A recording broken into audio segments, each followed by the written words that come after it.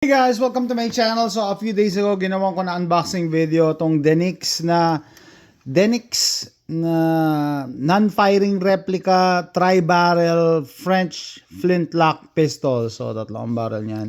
And unfortunately, dinemonetize ni YouTube yun. Ang reason is discussion about firearms, which is ang tawag dito, moronic, because this is not a firearm.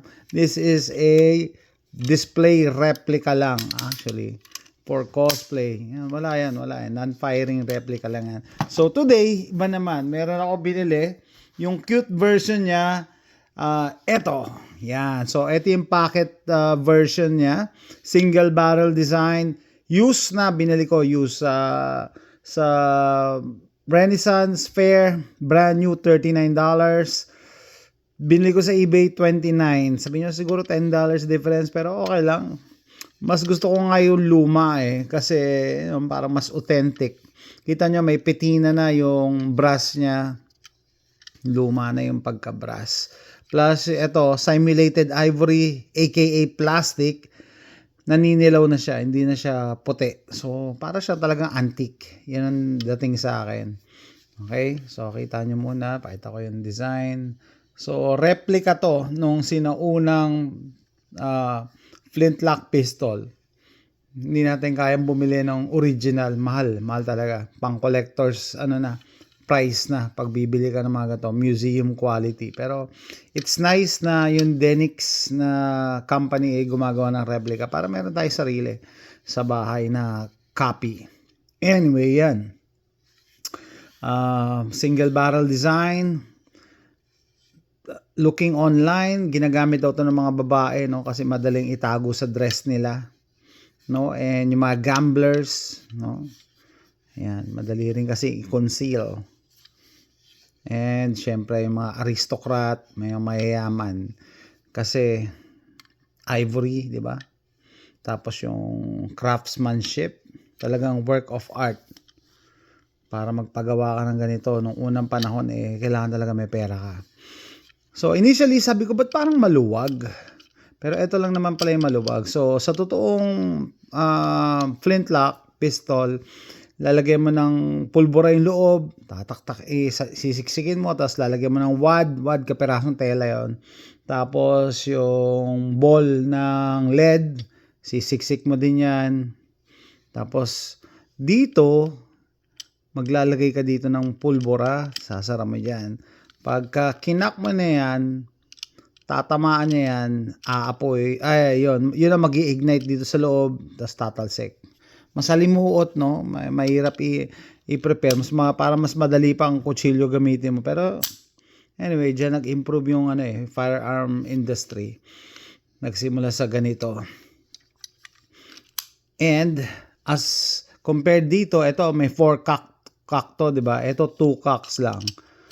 Yan. So, ito yung 1. Mahina.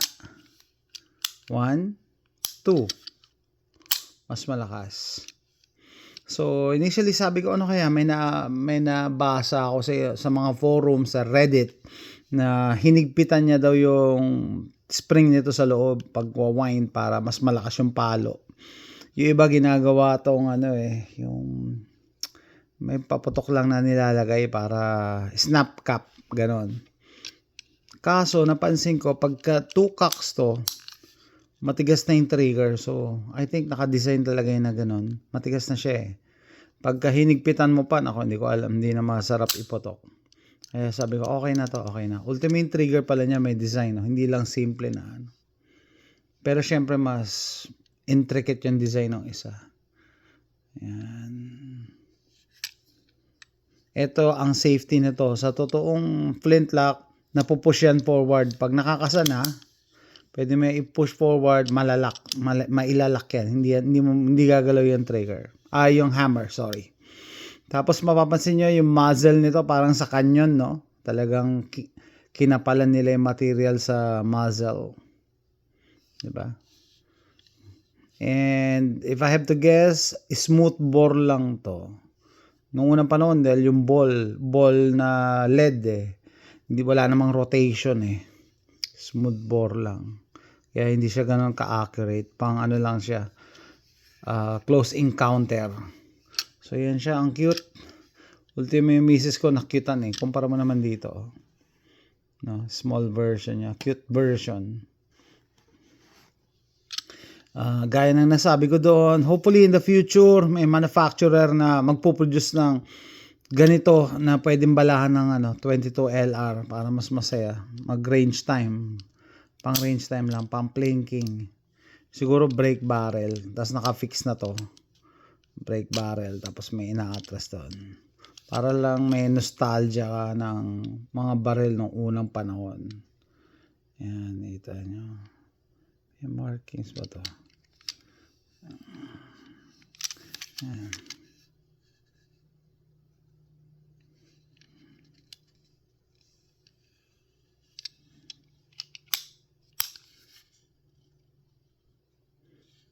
Gusto ko yung ganyan patina. Nag-iba na yung kulay niya. Parang naging antique. Anyway guys, yan, pinakita ko lang. Para saan pala to?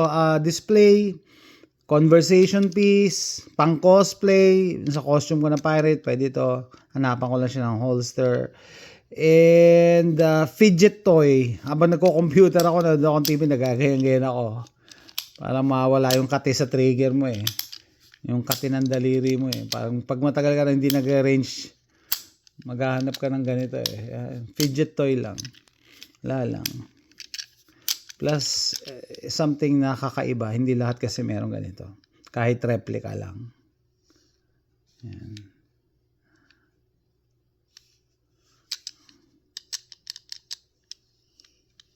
Galing lang.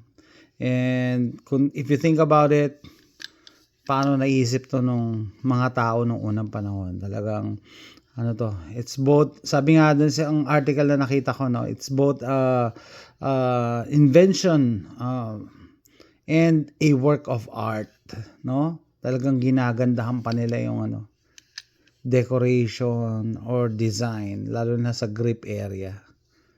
Work of art nga siya. Okay guys, that's it. Thanks for watching. Bye.